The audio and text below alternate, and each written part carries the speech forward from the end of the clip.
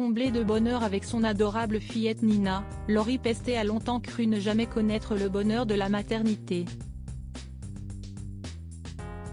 La faute à l'endométriose, un fléau qui l'a contrainte à subir une ablation chirurgicale de l'utérus et donc renoncer à avoir un deuxième enfant. Si est une décision que Lori Pestet n'a pas prise toute seule.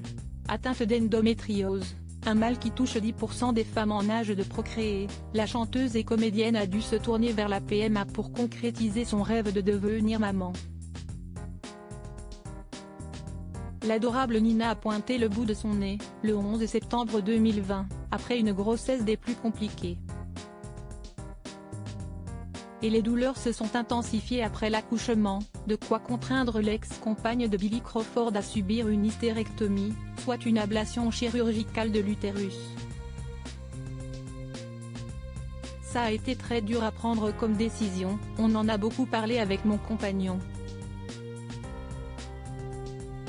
C'est une décision qui se prend en couple. Le problème, c'est que c'est irréversible. Je sais que je ne pourrai plus jamais avoir d'enfant, expliquait-elle sur le plateau du Buzz Télévision. Je ne me voyais pas repartir avec des piqûres d'hormones dans un entretien au long cours accordé au podcast InPower. L'actrice de Demain nous appartient à rembobiner les échanges précédant cette lourde résolution. Mon compagnon m'a dit que ce n'était plus possible, donc on a longtemps parlé pour savoir si on voulait un autre enfant.